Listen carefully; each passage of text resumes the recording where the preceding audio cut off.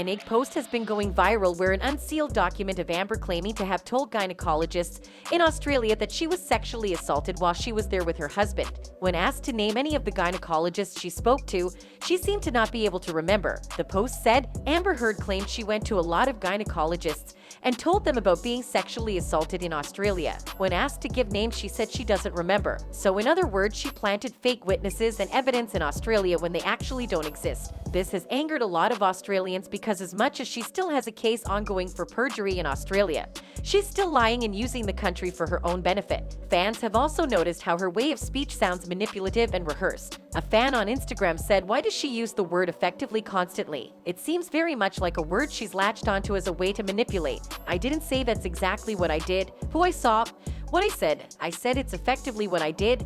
Who I saw, what I said. Hashtag gaslighter." Instead of just going directly to the point and saying who she talked to and what she talked about, she kind of tries to go around the whole question and pretends not to be sure and not to understand or remember. There's no medical records reflecting that you broke your nose during your relationship with Mr. Depp, is there, Ms. Heard? I don't know what made it in evidence, but I do know that I documented that visit and that everything was given to my attorneys. Ms. Heard, you never went to see any doctor or surgeon to treat a broken nose during your relationship with Mr. Depp. Yes or no? I never sought treatment for broken nose while I was with Johnny. This also happened in court. She would say she couldn't recall her talks with her doctors, but apparently she could recall stories like when Johnny twisted the wrists of her friends and told them he would break them. Very made up, I believe. The other thing that made it clear that Amber was faking her evidence in Australia is that she claimed she visited a couple of doctors and told each doctor of her sexual assault when she had just met them for the first time and didn't even know their names.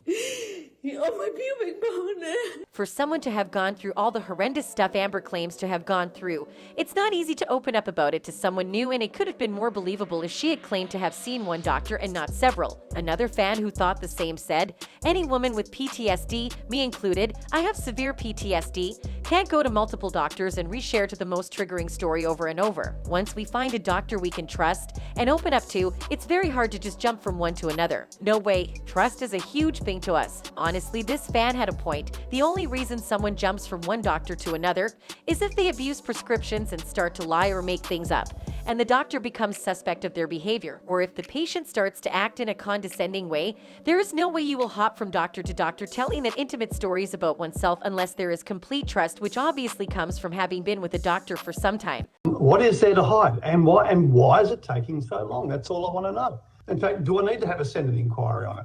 Remember the senator who was questioning why Amber's case was taking too long to be finalized. Now imagine how pissed off he might be right now knowing that the same woman who should be asking Australia for forgiveness for lying to them is now using their country to try to get out of trouble. Amber had gone into Australia with their two dogs, Pistol and Boo, and instead of having them guaranteed and checked, she lied that she didn't have animals and even threatened the staff if they tried to go against her. Even after being found guilty and giving a half-sincere apology, she still went ahead and insulted them again by naming her new dog Barnaby Joyce after the Prime Minister of Australia. Honestly, she has some guts. I would be too frightened to go against an entire nation. Anyways, we don't need a translator for us to know that everything she said about Australia is a lie. From the finger injury story to her doctor's story, she was just faking evidence. That's it for this video. Thanks for watching and see you in the next one.